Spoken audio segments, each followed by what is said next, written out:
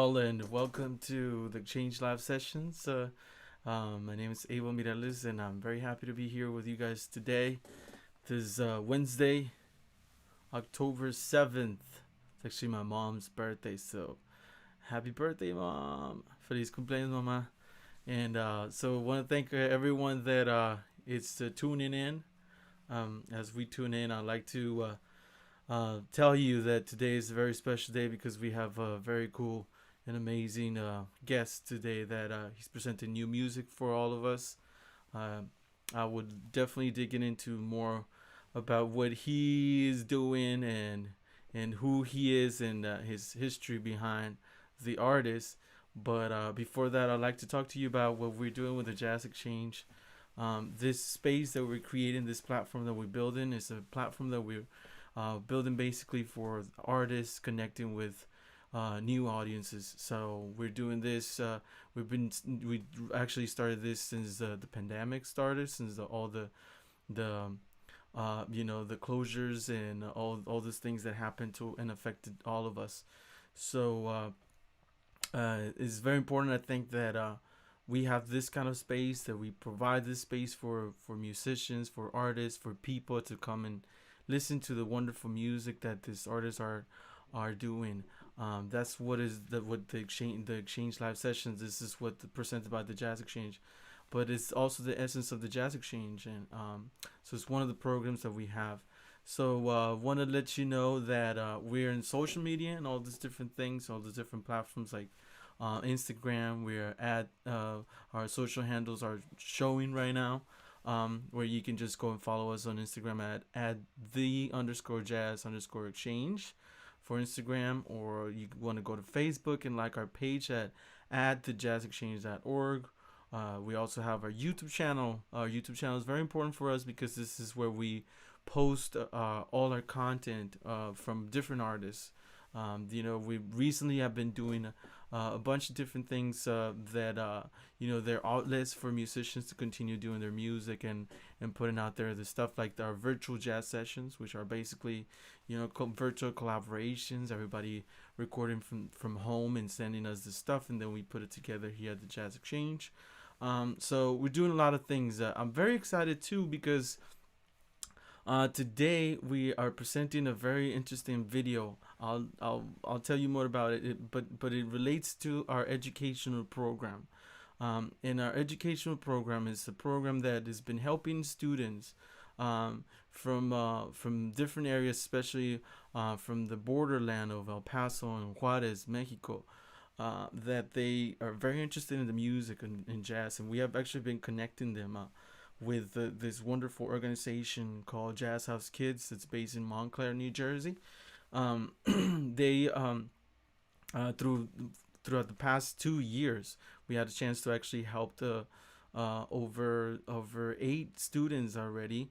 To actually some of them actually they actually had the chance to come over here and spend a couple weeks over their Jazz House Kids summer workshop. And this last one that was actually made virtual, we had 6 of the students actually participate in it, and wonderful experiences. And this is precisely out of this wonderful collaboration with Jazz House Kids and also Smart, this corporate in Juarez, and that they believe in art and believe in supporting students that they want to pursue this as a career, or that they're very serious about this. So the next video I want to show you is a quick video. Is basically a collaboration, a virtual collaboration that was done through the time that the students participated in the virtual Jazz in July 2020 at Jazz House Kids. So I hope you enjoyed this. It's a wonderful tune called Cold Duck Time by the great Eddie Harris, and I hope you enjoy it.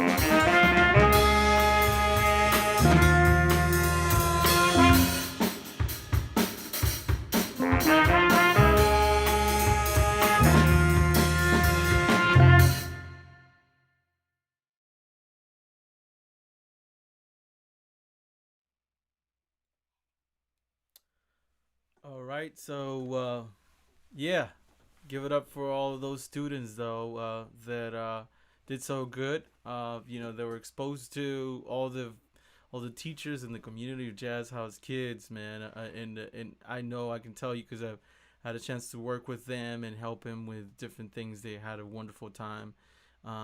So much that they want to be part of the full year program at Jazz House Kids and continue that community. So we're very happy for them. If you want to support some of the students for the coming years to continue doing this, don't hesitate to reach out to us and to donate to what we're doing. This will basically your donations will go for all the different programs that we have. Well, that which brings me to the next point of the next program that we have. That it's the Jazz Exchange Relief Fund. This is a relief fund that started since the beginning of the pandemic. We noticed that at the Jazz Exchange that the a lot of musicians were gonna fill out of work like it happened, and and so wanted to provide some support, some financial support. So we started raising. We raised over close to $10,000 so far for our different programs, and some of our programs are like our virtual jazz sessions, like I mentioned before, the educational program, and the exchange live sessions. So if you want to support us, make sure to go to our GoFundMe. You can still support us there, or you can go to our website directly to thejazzexchange.org and do so.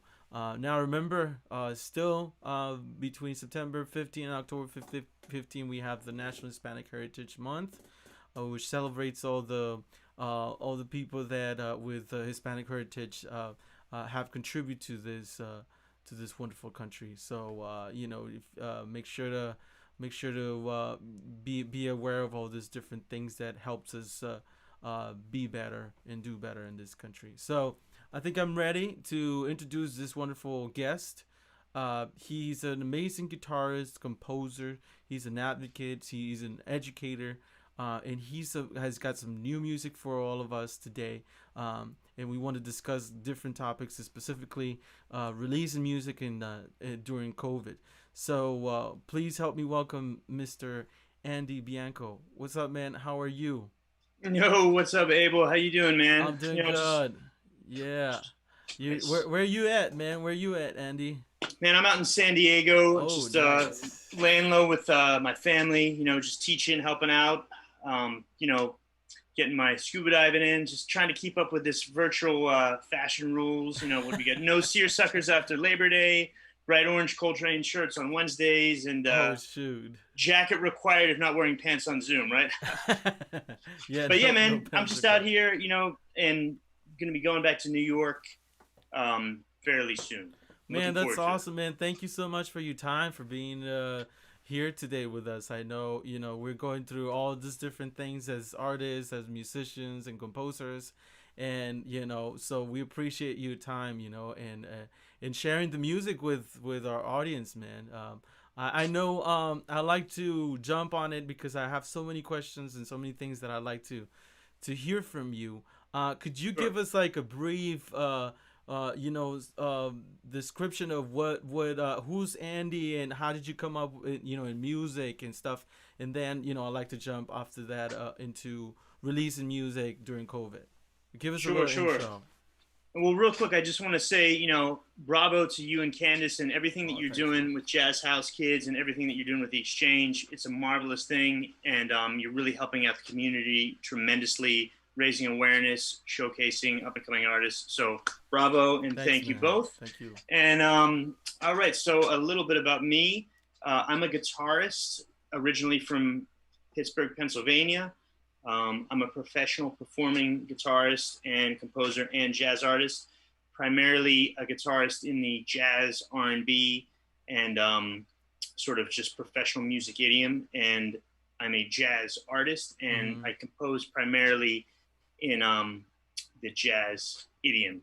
My Nice. father was a professional musician. He played saxophone and clarinet in dance bands from when he was about 12 years old to about 45, and then he became an English teacher as well. And he was big in education, and also he started the jazz ensemble at my high school.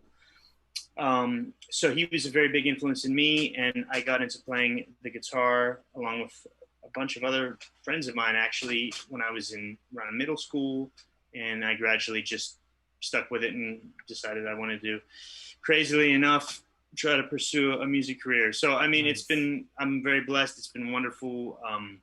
I've gotten to travel all around the world, That's and awesome. I've literally been to the tops of mountains and to the bottom of the sea because of the guitar. So I'm very Nice. grateful for it, and I tell my young students and and their parents as well, and just anyone that's starting out, what you put into that instrument, it will give back tenfold. Right. So, That's right. in a nutshell. Yeah, that's right, man.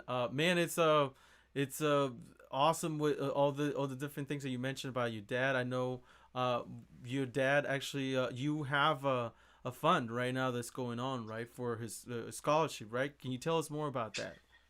Sure. So my father, he loved music and literature, and he was able to combine those two passions over a 37-year career at Mount Lebanon High School in Pittsburgh, Pennsylvania, where I attended, and that's where I'm from. And he was part of the English faculty, and in addition to being a professional saxophonist and clarinetist, I mean, he toured the country, played places like Roseland in New York and the Aragon in Chicago when he was a kid and a teenager. And he when he quit touring, he started teaching. His love of music had continued to find outlets, and he started the first jazz ensemble in my high school in the '70s, and he had some really great bands. And his jazz. They actually recorded an album in the '70s. It was really good with high school. So he had a really great high school jazz ensemble. In any case, this is a scholarship that I set up, my family and I set up, in memory of him. He passed away in 2018. And this scholarship, it's called the Philip Bianco Memorial Music Scholarship. And it is hosted through the Keynotes Foundation, which is a foundation in Pittsburgh. And there's a competition that's called the Keynotes Foundation Scholarship Competition. And young adult students of music that are going to pursue music at the college level, they can audition for that. And my father's award, it awards $1,100 annually to young adult music students. And the first recipient, we did not have a competition this year because of COVID and the pandemic. So that's sort of being, that's to be determined when that will happen again, once we get everything else sorted out, I imagine. But the first recipient was a young bass player named Alexis Schulte Albert, who went on to study classical bass at Indiana University of Pennsylvania, which coincidentally is where my father went to school for his undergrad years ago. Awesome. So I'm very excited about that, and I'm really thrilled to to be able to give back to my community, and also I'm very thrilled to be able to have an opportunity to empower others in pursuing music, especially young women, and anything that I can do to try to encourage them on their musical journey. I think that honors his memory very well. Man, so, I bet it does, and the support that you give into all these new generations, I was mentioning earlier before I brought you on, is I was talking about our educational program and the different things that we're doing to support the new generations of students. Yeah, it's marvelous. Trying to come up, I think those things really do make a huge difference. I remember when I was coming up, I actually had the support of some of these funds, like the scholarships that allowed me to actually. So it's almost like a responsibility that I feel personally, that I'm like, man, I need to, I was helped. I need to try to help other generations, especially because this is such a beautiful music. I'm not talking about just jazz. I know we do specifically focus on jazz, but in general, music is such an important part of society that we need to continue supporting it and just having people exposed to it. So, man, kudos to you and your family for setting up this scholarship in memory of your dad. I'm sure he's looking from above and saying he's got a smile in his face. I'm sure, man. That's wonderful stuff, man. I'd like to ask you more about what's going on with your music. I know as we were coming into the show, we were showing a tune. I like to actually show people one of your tunes. Do you want to talk about it and then we show it, or you want us to show it first? How you feel? Yeah, I mean, however you want to do it. Let's listen to it, and then you can tell us more about it, just so that people can hear what's going on. We're actually going to show a track from your newest album, Nyc Stories. This is Bottom Dollar. I hope you guys enjoy it.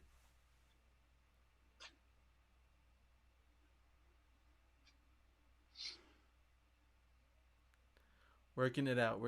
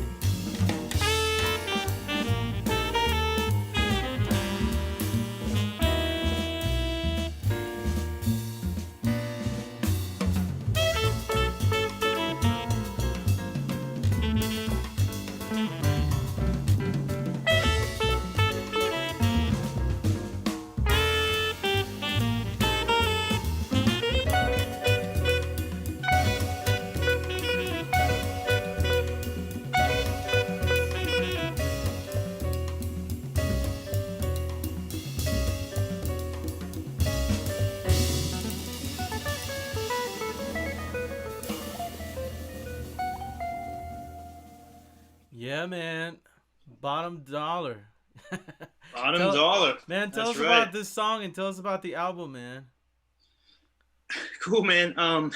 So this song is this is kind of an interesting how this sort of came to be. So bottom dollar actually refers to the pattern of a candlestick chart on a day trading software application. So it has to do with the motion of a stock, Oh right? shoot. So like a security, and specifically because I do some day trading and financial stuff, and I'm learning about it. And a good friend of mine, named Alex Gumas, is he's a day trader as well. Oh And this is wow. sort of I wrote this song for him.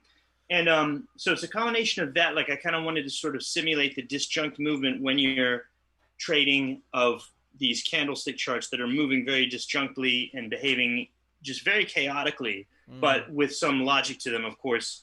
And the rhythmic idea for this song is an idea that I've had in my head for years. I had this idea of Yeah. sort of like an 11/8 figure that goes to a 12/8 and then back to an 11/8 and then to a 12/8 and then eventually to a 13/8. So the idea Oh is, and this kind of wow. ties in with this with the stock motion, strangely enough, the idea is it's a rhythmic idea that wants to develop and wants to sort of transform into something else.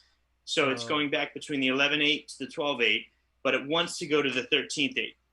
Oh And wow. that's sort of That's like when you study stock charts and you look at securities, a lot of times you'll see stocks that'll be trending sort of in a sideways trend, and they'll be bouncing back and forth in a narrow range, and then they'll mm-hmm. break out to a new high or to a new low. Hopefully to a new high if you're on the long side of the trade. But so this consolidation is kind of like the back and forth between the 11/8 and the 12/8, and it's also sort of like the idea. It's like the idea wants to grow and evolve, mm. and so I kind of wanted to sort of, one of the things that I did when I wrote the tune was to try to sort of express that this idea that's kind of chaotic, that's very rhythmic, that's trying to sort of transform into the next phase. It's trying to have a Mm. metamorphosis. And that's kind of, you see that sort of motion in nature. You see it as uh, caterpillar turns into a butterfly, and you Right. see it with stocks that are Transformation, trending right? sideways, and they're working to, and then they break out to something. It happens all. I mean, this sort of cycle of change and cycle of growth and metamorphosis. I think it's a really universal theme that can be observed in just reality in general, and Mm-hmm. that's kind of a sort of my idea with the main rhythmic figure. And also, I thought it would be really cool to sort of improvise over that form, but Yeah. that proved to be pretty hard, and I wasn't able to really rehearse the band a whole lot. So I simplified the form into just sort of this sort of open two sections. So it skips the middle section, which is a cross between 4/4 and 12/8, and it goes just back and forth between 11/8 and the 13. And I found that was really sort of fun and liberating to play. Yeah. Unfortunately, I've only performed this with my quintet live once at Uh-huh. Shapeshifter Labs in Brooklyn Oh about wow. 2 or 3 years ago, and it was a lot of fun. I look forward to performing it a lot more in the That's future. But yeah, man. so Bottom Dollar, it's like it all kind of relates to the idea of trying to utilize your resources and learn how to extract a profit from the market, which is an incredibly chaotic environment. It's like the wilderness, it's like the wild, it's like the chaos of the universe. But there's patterns that are in there, and there's growth, and there's behavior, and there's metamorphosis, and that's one of the things that I was sort of going for. And I also wrote this song for my good friend Alex Gumas. Shout out to Alex Gumas, great musician, as Shout well out. as great guy and a financial Man, that's investor. really awesome, man. And for me, it also represents this connection that we have as, or you as an artist, reflect into the things that you on your music, the things that you live in your life, right? So it's not just this. Oh, is this really cool phrase that I just wrote Right. and that was it, which is cool. I'm not judging. Music Yeah. comes in different ways, right, to us. But I really love the whole way that this connected your day to day work. That's really awesome. What about the members in the band, man? Oh, who's playing here? So on this particular track, it's really my sort of core unit for my quintet, my core group, which features Glenn White on saxophone, who I've been playing with for several years, George Burton on piano, and I play in both of their bands as well, and we played for quite a long time, as well as Nathan Peck on bass, who also co-produced the record and mixed and mastered and did a fantastic job. He's an old friend of mine. Mm-hmm. We go back to Pittsburgh. Nathan Peck was one of the first young players in Pittsburgh that could, he could really, that I met at least, that could really sort of play the language and play jazz and had the respect of the elders, but he was also leading his own bands and writing his own music. So Nice. Nathan Peck inspired me to, really kind of write music. So shout out to Nathan. Thank you, Nathan. Yeah. But also, so in addition to that, on this track, it's Paul Wells, who's also from Pittsburgh, fantastic drummer, is on drums. And so for this track, that's myself, Glenn White, George Burton, Nathan, and Paul. So these And are that's sort the of the core go ahead. quintet. That's sort of the core quintet that I've been performing around in and around the city for the past several years and developed a rapport with.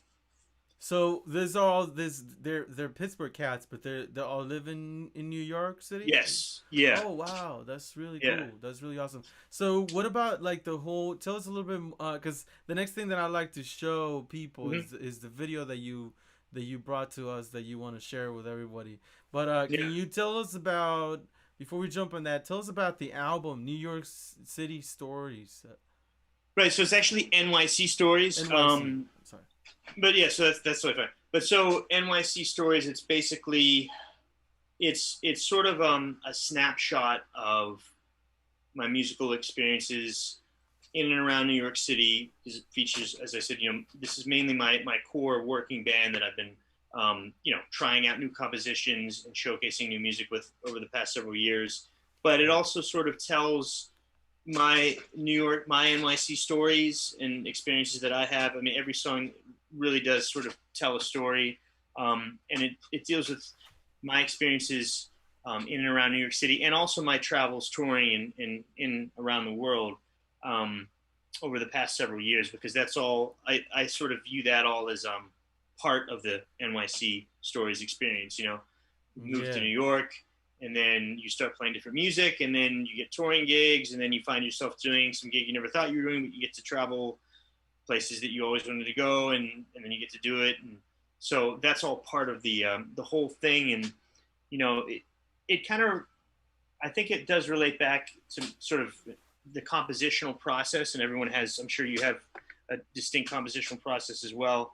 For Yeah. me, there's a lot of processes that I'll go to when I'm composing, but Mm-hmm. I do like to think of every composition as it really does tell a story. It's about something. It's inspired by Yeah. something, and then sort of at a larger level, I want to provide something that everybody can connect with. Mm-hmm. But then at a smaller level, as you kind of zoom into like higher resolution Right. there's musical elements that will appeal to, you know, the jazz musicians, and that appeals to my own sort of intellect of arranging stuff.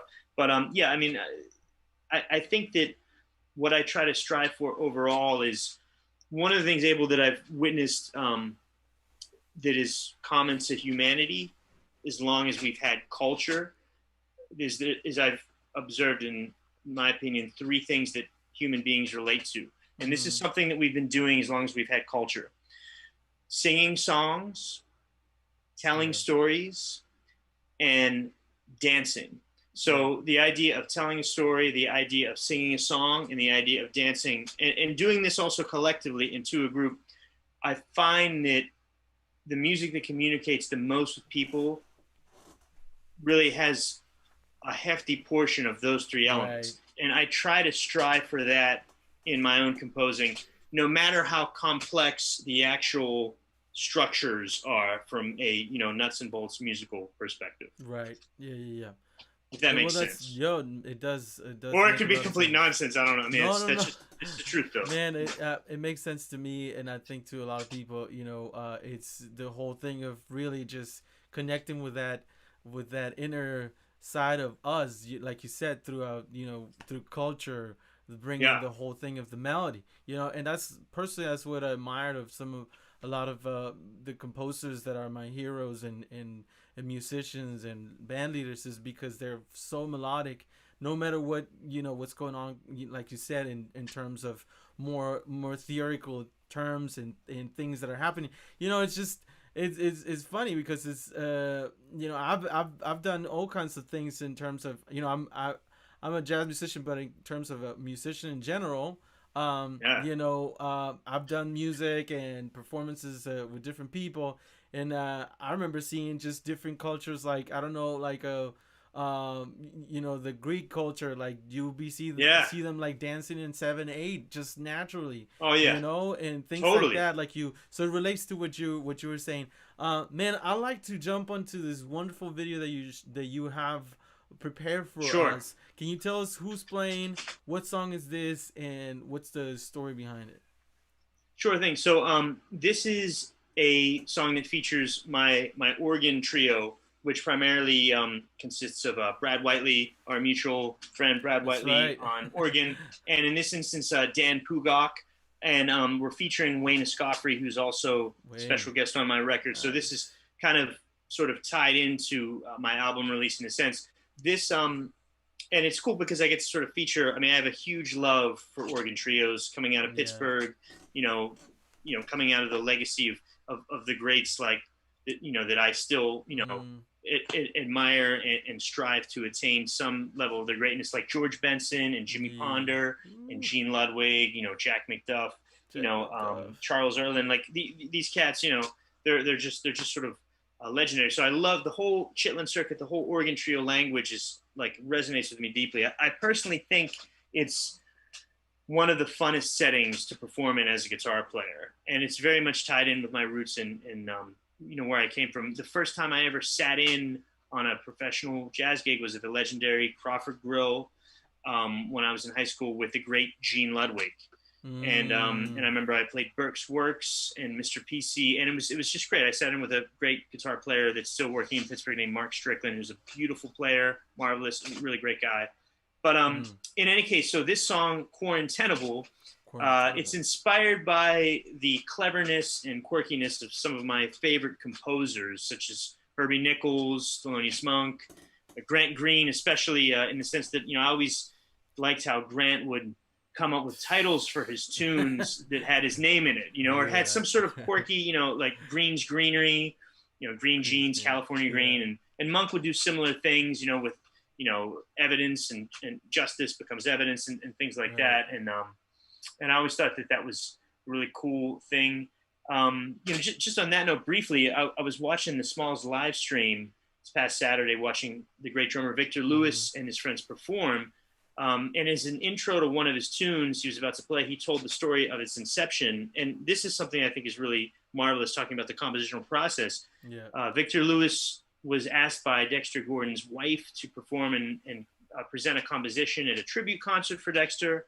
Now, as I understand it, Victor had played with Dexter, and he said that Dexter loved minor blues forms with an extended section, or Mm. like a bridge. And he also loved Mexican food. Oh, So there you Victor, go. yeah, right. So Victor came up with a very hip tune based on those ideas called Dex-Mex.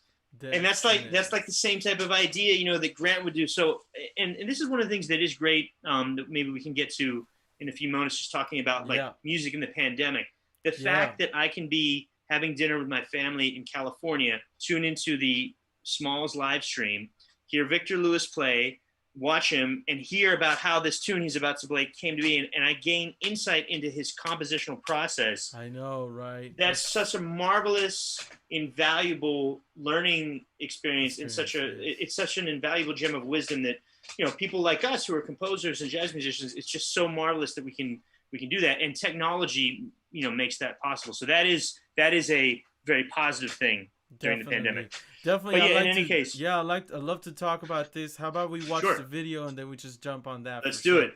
All right. So this is. So it's core untenable. So Untenable. it's a play in words like quarantine and then untenable. So it's sort of asking the question, how long is quarantine tenable? There you go. Or is it untenable?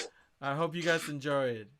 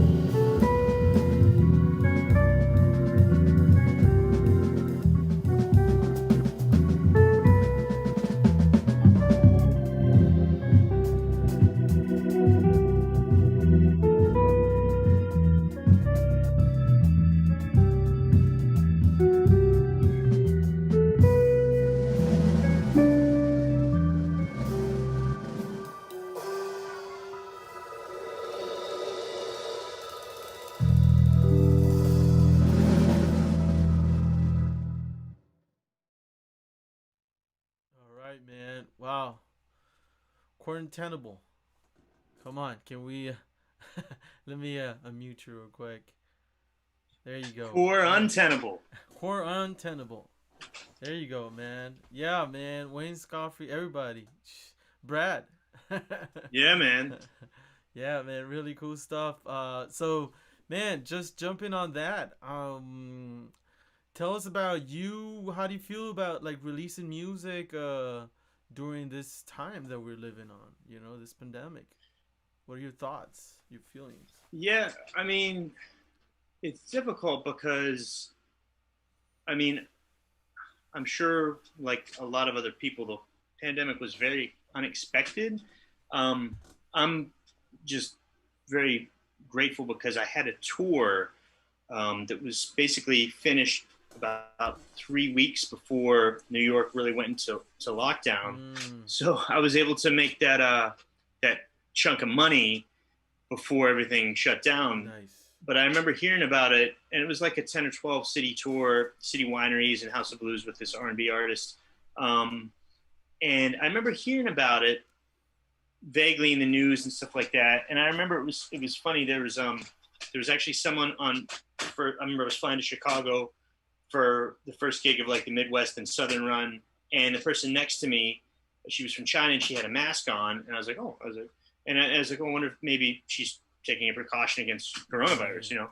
But then, you know, as we know, everything sort of blew up mid March, and I mean, I don't know.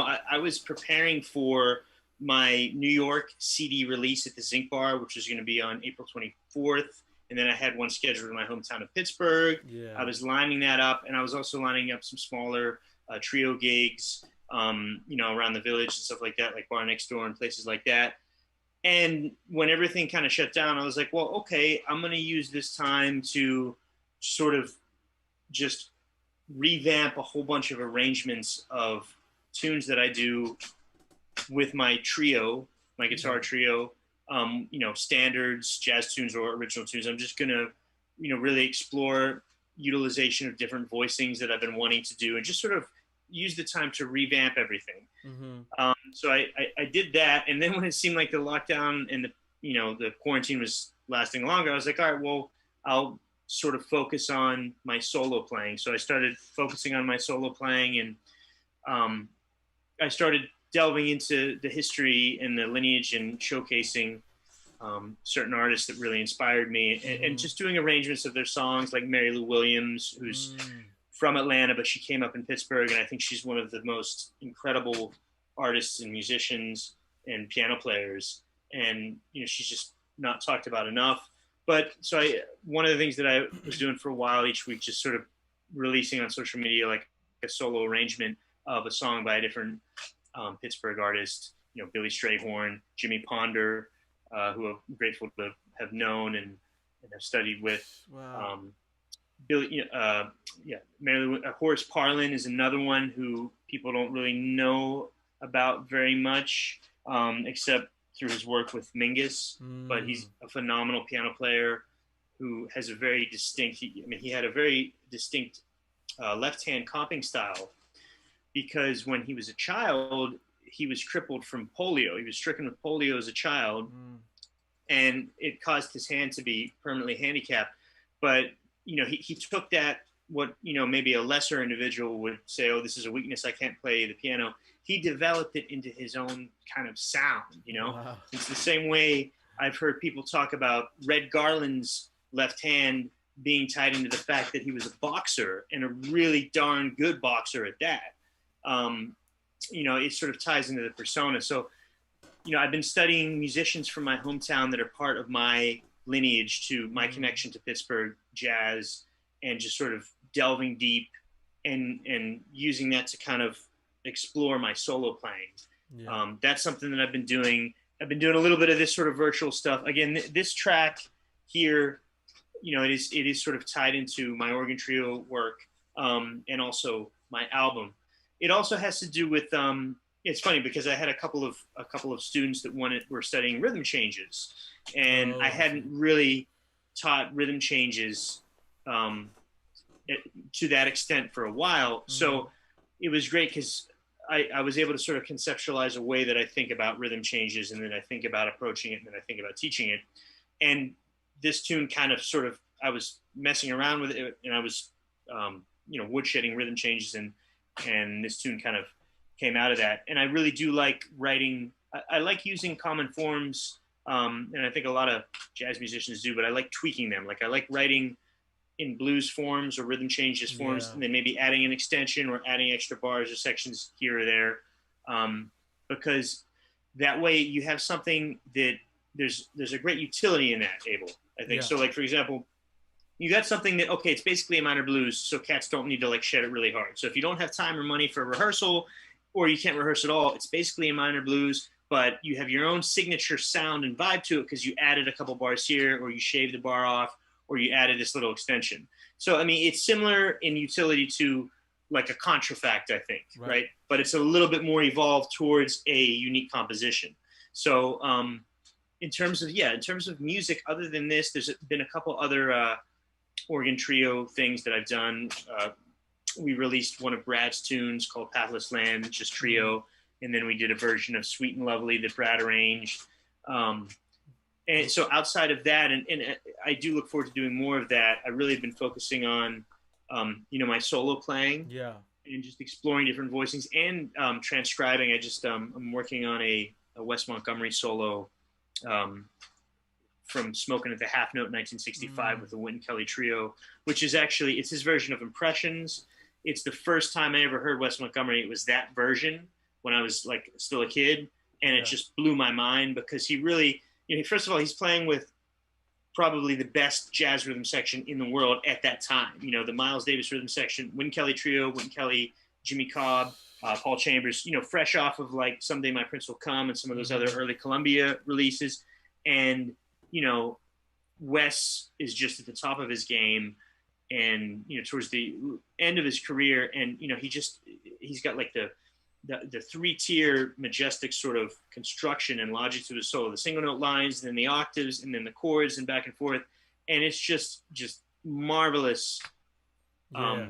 So I mean, I think it may be the greatest jazz guitar recording, but recently it's been kind of like speaking to me, and I've been shedding some, transcribing some West stuff and shedding some octave stuff. So now I'm like, I should just learn that, and now I'm kind of like hooked on it. But it's just so incredible and technical, like what he's doing with the thumbing the octaves down up stuff. It's just, Right. I mean, personally, I Wes think is Wes man. Montgomery is the greatest guitar player that ever lived. Yeah. It's Yeah, just, man. I have one question by one of our audience members that yeah. it's also a guitar player, I believe. Mm-hmm. He was asking in Spanish, basically, if it was hard for I know this uh, happens even if unintentionally when some Mm-hmm. of the guitar players, if it's hard to play and sing at the same time. He was asking. I'm not sure what stage in his studies or career this person is, but I'm sure it's something that maybe a lot of people would like to understand. And, Mm-hmm. and I know, for example, people like Kurt Russell will do it all the time, and Yeah. they're singing what their lines where they're playing and stuff like that, right? So Yeah. tell us a little And bit about that. before that, Benson as well too. Benson would Benson too. do that Right. before. So what I would say is this: playing the guitar in general, I've always found to be very difficult, and it's something it's it's difficult to teach. And one of the reasons why is because each hand is doing something completely different, right? So coordinating those two, whereas the piano, I mean, in terms of a musical function, sure, this hand is playing chords or harmonies, and typically this hand is playing melodies. With the guitar, it's like you have this fretting thing going on, this chording thing going on, and then you have a picking thing going on, or a thumb thing, or a finger style. So that coordination is what's hard, in my opinion. Singing and playing is not hard at all because the Mm, process that gets you there is very easy, and it's just developing an independence between your vocal phrasing and mm. what you're playing. And the way that you do that is you slow everything down and Slow practice everything it in down. time until you eternalize, the entire, both the singing and the playing together. Or if you need to, first you work on the guitar part, slow it down, you get that down, right? So it's like your conscious brain is shedding that, and then it basically kind of becomes unconscious. And then you just got it. Okay, now you don't need to worry about it. Then you work on your singing, right? So your conscious brain is shedding the singing. Then Yeah. boom, you got it. Now you have both of them in a slow tempo. And then you repeat the same process with the singing and the playing together, and you just gradually do it faster and faster. Singing and playing is easy; it's a cinch. But coordinating, like the way George Benson's right hand is, that's something that has always blown me away. I've never been able to do that. Or like another phenomenal guitar player who's a contemporary of ours from my part of the country, Dan Wilson, Dan marvelous guitar Wilson. player. Like the way his hand, like it's just mesmerizing. It's incredible. That is Mm. really hard. And coordinating the two, that is really hard. But singing and playing, it just takes breaking the parts down and Right. practicing them slowly until you get them. I when I talk to some of my students about improvisation, I like to mention to them the whole fact of singing, how important it is, Yeah. right? Because sometimes, as even as horn players, I know we can't physically sing at the same time we're playing, but we're singing our phrases. At least we should, you know. So Yeah. I think it's definitely an important topic that we should address. I mean, Sure. I'm trying to develop that too, so that my fingers don't take over, and then I'm not making music at that time anymore. So appreciate that explanation of it, man. And just touching back on what you had mentioned before about like the pandemic and, Yeah. kind of the different levels that you had of like oh man, at this point of the pandemic, I was working on this arrangements, and then it Yeah. kept elongating, and then I worked on my trio arrangements, and then I'm working on my solo playing, and I just find that really really cool because it's always like like you were mentioning too, like like Red Garland's Left Hand, and the way that they incorporate some of these things, maybe that for some other people might be limitations, they Yeah. became their thing, right? So for us, I feel like it's like a way to translate what's going on right now into something positive with our music, right? So I know it's not easy, and it's a constant fight every day to try to just figure out, okay, what am I gonna do now? But what do you tell artists out there that are trying to, decide if they're gonna release their music right now or not, or if they're trying to, work on maybe a collaboration, or they just on that part section of their career that that they, man, we're in the middle of this pandemic. I don't know what's gonna happen with my career. Okay. Well, so I'd like to address 2 points there. I'll address that point that you just asked me about in a moment. But in order to effectively address that, one has to know how to in, foster encouragement and keep morale high, because it's Mm. hard right now. It's really hard. A lot of people are really struggling. Yeah. There's no gigs. It's really hard. Like, you know, the music business may be done. Like, I mean, it's really difficult for a lot of people. But like you were saying before, and you know, like what I was saying about Red Garland, and also with Horace Parlan. I mean, I love Red Garland. Okay, I think Red Garland is just a marvelous master of modern music, and I Yeah. think Horace Parlan is great too.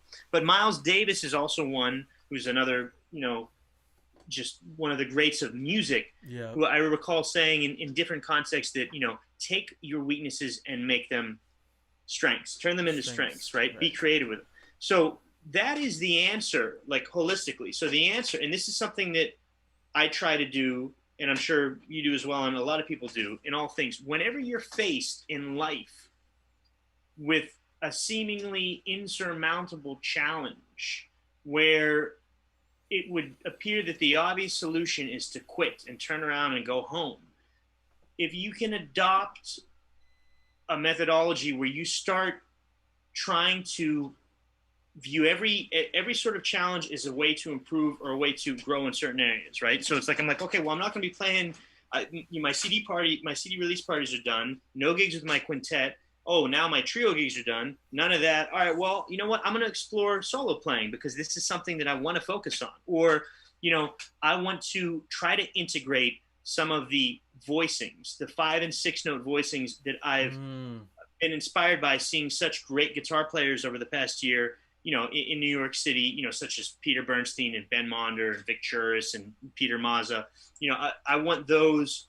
I want to try to, work that into my playing. So I'm going to take this time to shed and develop these ideas, or I'm going to take this time to revisit the great Black American artists of my hometown of Pittsburgh and delve deeper into the language in hopes of finding a deeper truth that I can then share with the audience when the time comes to play again. So I really think the answer is that, to try to view adversity and challenge as a way to grow, Yeah. and to look at every wall or block in the road that you come to is something that, yeah, okay, maybe it seems like you should just go home, but no, it'd be really fun to climb over that. It'd be Right. really Right. fun to do that. So that's the first thing. I think we all need to have that first. We need to have that motivation. We need to have that belief. And no matter what happens, we're going to make the best of it. There's a saying that I like: I'd rather live a happy, unhappy life than an unhappy, happy one. So Okay. it all comes down to your perspective and your attitude. Now, the second question, which is a more logistical thing and more business related, about releasing music during the pandemic, I'm blessed and very fortunate to be a part of a great record label that took an interest in my music outside in music, and I'm on the imprint next level. They've been great, and they've remained active through this pandemic with promotional tools. They were doing these pandemic happy hour chats, which we did for a while, which is a lot of fun, getting to meet other artists on the label, and in turn that led to other opportunities for me. I met a great Mm. bass player from Philly on one of these chats, and he had me on his podcast, and Oh, cool. so that's been really cool. And then what I've been doing is with in conjunction with releasing solo stuff and the other stuff that I'm doing, I'm trying to keep the momentum for my record. This thing we're doing here in this Quarantenable is a way to kind of sort of keep the momentum going, so I don't fade from memory when gigs do come back. And I'm hoping that I'll be able to reschedule my live performances that actually promote the album. I hope so, Um, man. but You I don't gotta know. I invite mean, me, man, when it happens, because I know it's gonna happen, man. I'd you love to know, come and check it out for sure. and again, it's like I mean, I can't say enough about like what you're doing, and I'd like to give a shout out, if I may, to some other people that are really trying to help out the community Definitely, during this time. My friend John Adams, John Adams. he's booking solos and duos at his venue Hermana in the East Village. Oh wow, I think he's got music there 6 nights a week. He wow, recently had he booked Mark Whitfield and John Cowherd playing duo, and that was like a first. So that's wow. so you can still in New York City, you can go to Hermana and you can see, and you may get to see something like these two great players play for the first time duo. So I mean, Man. like check out Hermana, check out John Adams' Facebook page and see who's playing there and Mm-hmm. support that. Also, want to shout out Spike Wilner at Spike and Smalls. Smalls and They as I understand, they're open. I think maybe last weekend was the first weekend where they're doing like 15 that's a right. limited amount of guests. Yeah. So So I mean that's awesome, and what you folks are doing is great. and the Vanguard and So Smoke and some of the other venues that are doing some of this live stream things, So Smoke is getting into it. They have their smoke screens, which I think is actually there's opportunity to be creative. I think it's really kind of cool what Smoke is doing, because they have the band inside with the yeah. doors open, but the club is empty. But then they have seating outside Oh in these really? like heated pods for Oh the winter, wow. which I is didn't so know like that. That's cool. yeah. I mean, I feel like so props to Stash for if he was the one that came up with it. That's a really inventive idea. Like other ways where we can be creative, like the idea that okay, well we're gonna use this to sneak the music in. We're gonna come up with a creative dining idea that Yeah. incorporates technology, like Oh. heated pods, so people can sit outside, and then we have the band inside. Oh man, I'm already percolating a couple things, man. I bet you are, man. You You know you You're a highly hopefully. creative cat, Oh man. man, I can't wait to see what you come up with next. You and Oh Candace man, both, man. Candace, shout out to Candace Reyes that's Woo. handling the whole situation Yeah, over Candace. there in the control room. Woo. But man, you gotta have a podcast or something, man. Oh man, All this information coming I from don't you. know We who would need- listen to me. I mean, people they think that's crazy. No, man. You let me know when you do it. I know, man. It's already there. Just putting it Can together. collaborate. Man, I like to check out the other tune that the third tune that you want to share with us, Sure. and tell us briefly about it. This is for those who battle demons, and it's also from your NYC Stories album. Right. So this song sort of um, encapsulates the spirit of the album the most, and that's why it is the title track, and it's it was the first single. And First this single. features a slight variation on my working band. So it features Wayne Escoffrey on tenor saxophone, as well as George Burton on piano, Nathan Peck on bass, and Alan Mednard is featured on this track on drums. And I worked with Alan a few times. I think Alan is a marvelous drummer, marvelous musician, and such a great guy. And I remember the first time he played with my band, like we didn't have any rehearsals, and I sent him the music, and he just like memorized the music, and he just aced it. And I was that's like, awesome. this dude is on it, and he was just playing his butt off, and I mean, he's just, I'm really lucky I love that. he was available. Yeah, he's great. I mean, I remember seeing him play like a full weekend at the Vanguard with Rosenwinkel. So Rosenwinkel, I think, really loves him. Rosenwinkel seemed to love him. So that's Alan Mednard on drums. But this tune here, for those who battle demons, it's really a message to all those who battle demons. For those who battle demons, this song Straight is up. for you. And it's a message to, in spite of your demons, to keep striving. And again, in terms of metaphorically, there's really kind of two sections of the tune. There's the section of the tune where it's like you're in the inner or outer or whatever, interstellar turmoil with your demons, whatever they may be, whether it's, mental illness or substance abuse, or just trying to make it as a musician, or family stuff, or spiritual religion, whatever your demons may be. There's that section Yeah. of the song, and then there's like sort of this battle, and then there's sort of the outcome of the battle. And that's sort of loosely how the overall structure of the composition is represented. And Wayne Shorter is one of my favorite composers, and I think he's one of the greatest artists alive. And I just remember, his song "Yes or No." It has sort of these two alternating sections, and the way he conceptualized it, I try to learn from the greats with that. But yeah, this song is for all those who battle demons. It's a message to keep striving, and this is really. It would be the title track if the title of the album was that. There you go. So hope you enjoyed. This is for those who battle demons from Andy Bianco's news album, NYC Stories. Check it out.